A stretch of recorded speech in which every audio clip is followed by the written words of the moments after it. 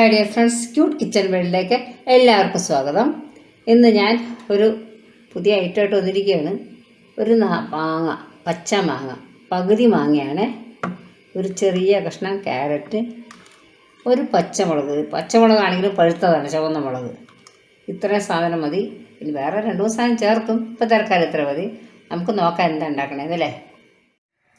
എടുത്ത് വെച്ചിരുന്ന മാങ്ങ ചെറുതായിട്ട് നുറുക്കി വെച്ചിട്ടുണ്ട്.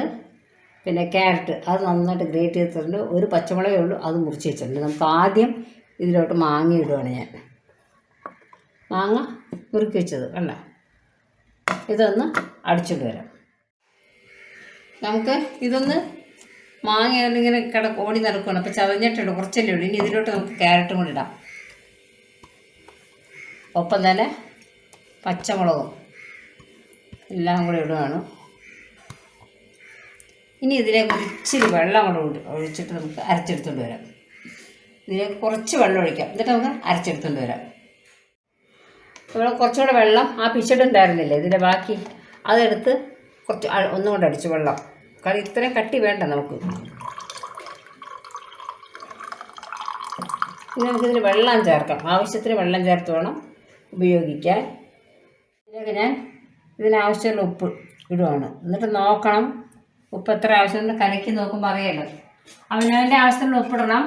ഞാനിപ്പോൾ ഇത്ര ഇട്ടിന് നോക്കാം, നമുക്ക് ഇത്ര വേണോ വേണ്ടേ നോക്കാം. അതുപോലെ മറ്റേ ഗ്ലാസ്സിനും ഇടുവാണ്.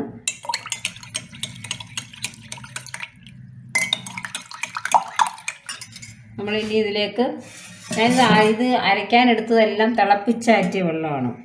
കാരണം നമ്മൾ അല്ലാത്ത വെള്ളം ഉപയോഗിക്കണം, സൂക്ഷിക്കണം. ചൂട് സമയം കൂടെ ആയതുകൊണ്ട് ഈ അളവിലെടുക്കുമ്പോൾ 2 ഗ്ലാസ്. ഇതിനെ കുറച്ചും കൂടി നേർപ്പിച്ചെടുക്കാം വേണമെങ്കിൽ. ഞാനിപ്പോൾ അധികം ഒന്നും നേർപ്പിച്ചിട്ടില്ല. ഇനി ഇത് നന്നായിട്ട് ഉപ്പൊക്കെ മതിയെന്ന് നോക്കട്ടെ.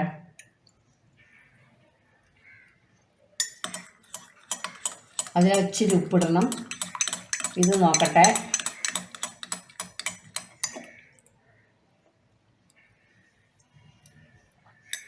ഇതിന് പാകമുണ്ട്. ഇതിന് കുറച്ചും കൂടി ഉപ്പിടാൻ പോവാണ്.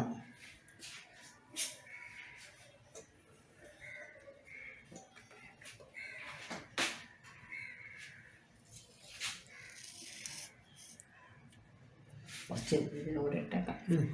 ഇനി നമുക്ക് കുറച്ച് കശ ഞാനെടുത്ത് വെള്ളത്തിയിട്ട് വെച്ചിട്ടുണ്ടായിരുന്നു.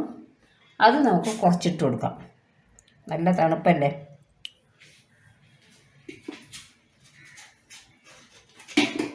ചൂട് സമയത്ത് ഇതൊക്കെ കഴിക്കണം, നല്ലതാണ്. കശയും ഒക്കെ ഇട്ട്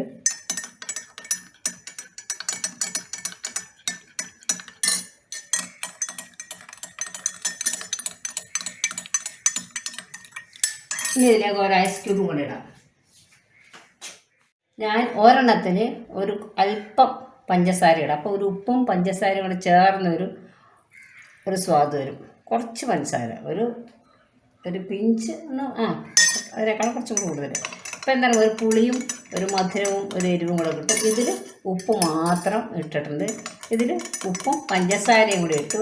ഇനി അതൊന്നും അല്ല, നിങ്ങൾക്ക് പഞ്ചസാര മാത്രമാണ് ഇടാം. അപ്പോൾ ആ എരിവുള്ളതുകൊണ്ട് അത് വേറൊരു സ്വാദായിരിക്കും.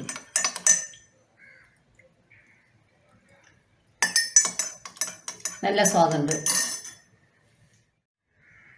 ഇതിലേക്ക് ഒരു ഐസ് ക്യൂബ് ഇടുകയാണ്.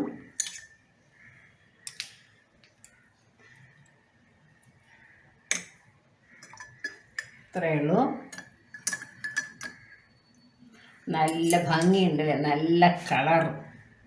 കണ്ടാൽ ആളുകളെ പറ്റിക്കുക. ഓറഞ്ച് സ്ക്വാഷാണെന്ന് പറഞ്ഞ് നമുക്ക് കൊടുക്കാം.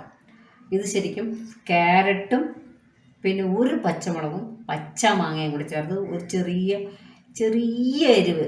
പിന്നെ എരിവ് വേണമെങ്കിൽ നമുക്ക് കൂട്ടിയിടാം. ഇപ്പോൾ ചൂടാകുമ്പോൾ അധികം എരിവ് കഴിക്കാതിരിക്കാൻ നല്ലത്.